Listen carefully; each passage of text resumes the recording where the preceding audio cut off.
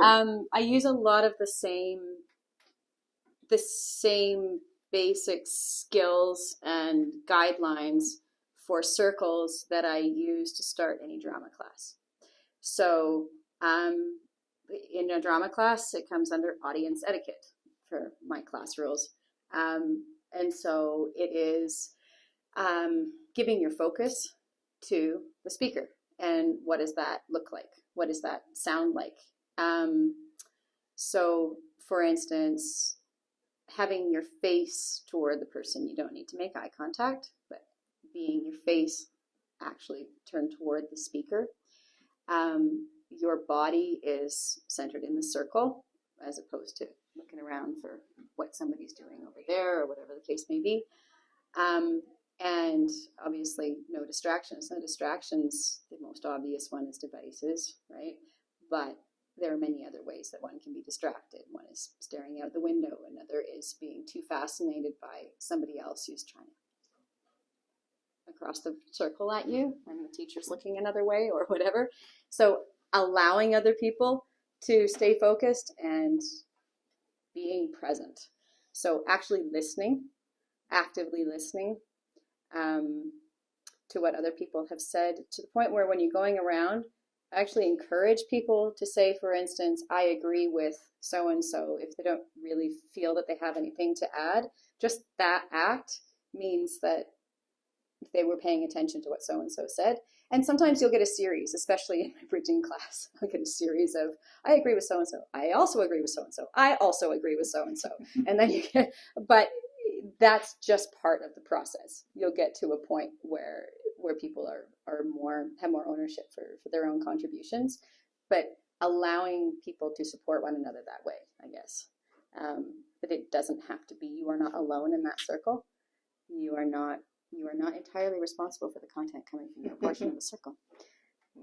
Yeah, I would say those are the biggest ones. Just being present, focusing on the person who is actually doing the speaking, no matter who they are.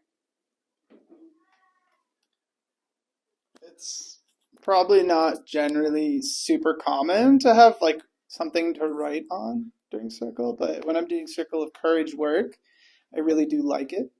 I like breaking down each part of the circle. What we've been doing is we'll be on generosity, for example, and we will go to what Martin Broken Leg has said would goes with generosity. One of the things that goes with generosity is empathy. So being able to give empathy, being able to understand what healthy empathy looks like.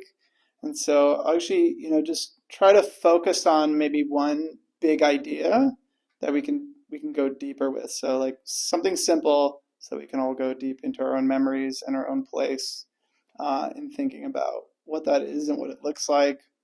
So we can move forward with a group with some shared knowledge that we got in circle that didn't need to just be taught, but that was actually just shared in. As far as any other strategy goes, I feel like the circle does hold itself a lot of the time, and that's sort of the beauty of it. But not always. And that's okay. And yeah, so I mean, sometimes I have to separate students out and be like, don't sit next to your friends only. And I always just kind of repeat over and over, especially to 8th graders, that we're all here together at this time. So that means that just being on one side, focusing only on one side, it's not really fully interacting with what our purpose and goal is, to grow as a group. You raise a really interesting point, which is, where do you do it? Right? Yeah, that's right. So having the teepee here, each time that we've had the teepee here, it has just made talking circles feel so much more, I don't know, deep. Being in that space is really important. Removing from the classroom space, doing them outside is really important. But within the classroom, like I'm hearing Etienne mentioning taking grade 8s and getting them to shift from one space to another. That in itself is inherently interactive. But if you have a large enough space, having your desk set up in a U or some other configuration where it's easy for students to get into a circle-ish shape, square, whatevs, it doesn't have to be perfectly rounded as long as it has that suggestion of circle. For me, it's different for everyone, and certainly in grade 2 it would be a very different thing.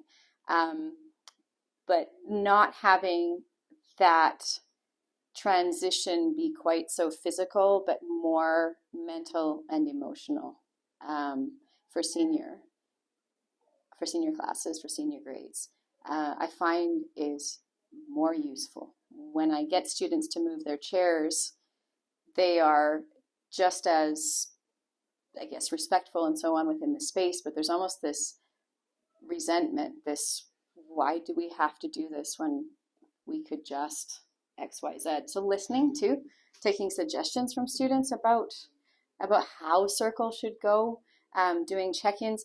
What you don't want is to start doing talking circles within your group, have everything fall apart over and over again, and not listen. If it's falling apart, it's because something needs to change. What needs to change? Figuring out a way to get that feedback. And so I've had several circles about circles. What works, what doesn't, what would you rather see, what would you like to see more of, should we be doing that, and those are really helpful too. Trying to force it, making it possible, I guess, making the space for circles in your practice and making the space for circles in your teaching space, indoor and outdoor, is the most important thing. Making it happen doesn't have to be a big effort, and it shouldn't feel like hard work for you. So again, starting off short, making it less of a major event. It's important. It doesn't have to be a massive change from how you normally do things. If that, yeah. Great, thank you. So the last question is just, and I know you spoke a little bit to the finesse discussion rubric that you've used. You spoke a little bit to Dr. Martin Brokenline's Circle of Courage.